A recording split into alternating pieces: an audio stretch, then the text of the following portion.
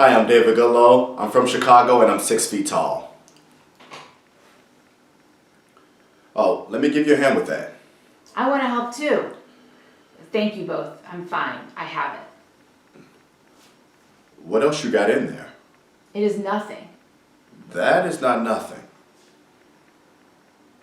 Sir, I asked you a question. I'm expecting an answer. What's in the bag? It's only Tupperwares. More food. Let's just put the bag down and step over here, please. Can I see your identification, sir? Have I done something wrong? The librarian said this place was open. Your ID, please. The Islamic Republic of Iran. You're from Iran? There's this new Iranian Green Lantern, Simon Baz. Or is he Lebanese? Declan, could you just... So, Mr. Gulani, It's Gilani. you're a citizen of the Islamic Republic of Iran? And you reside in Iran? Tehran, yes. So what brings you all the way to the Haskell Free Library? Visiting. You saw that woman's post on Facebook, didn't you? About this library being a safe space? What woman? What post? Sir, you're not going to answer me? Are we in the United States? Well, that's a trick question. We're not quite in the U.S. and not quite in Canada. Somewhere in between, I guess. So then you do not have any authority here. Let's say we all clean up this mess. The smell should go away in a few weeks. So who's the rest of the food for? You brought it for someone, didn't you? They're lucky. It smells delicious. But here's the thing. I can't let you give it to them. You said you did not have any authority here. Did I say that?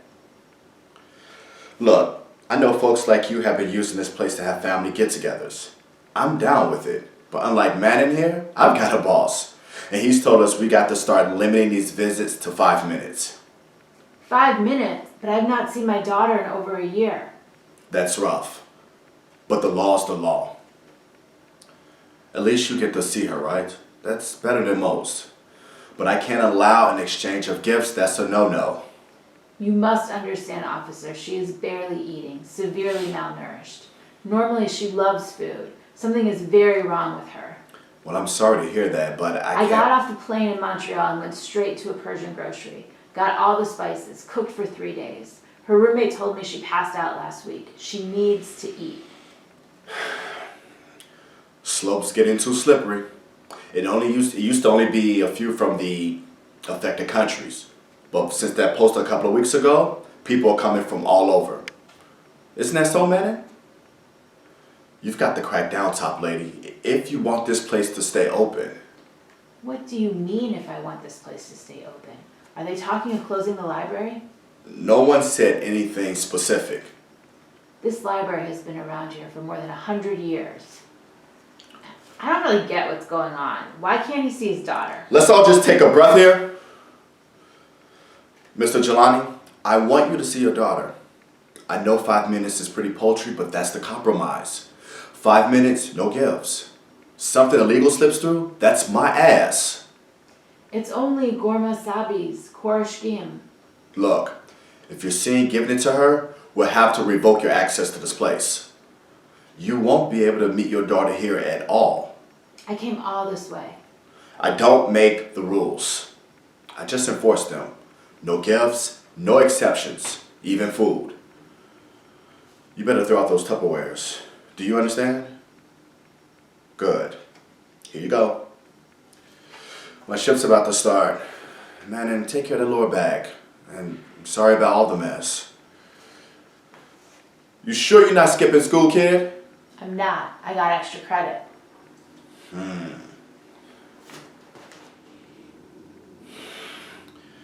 It's the only solution we can come up with. If someone wants to visit the library, they've got to have a passport. Otherwise, they can't set foot here. And the Canadians agreed to this?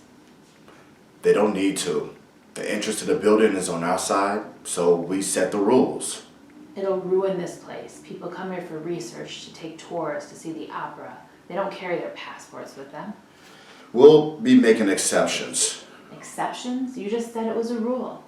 I mean, We'll probably be asking for passports if the folks look, you know. What do they call that? Profiling?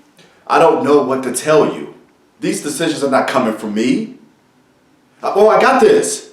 You can't be bending over with this bad bag.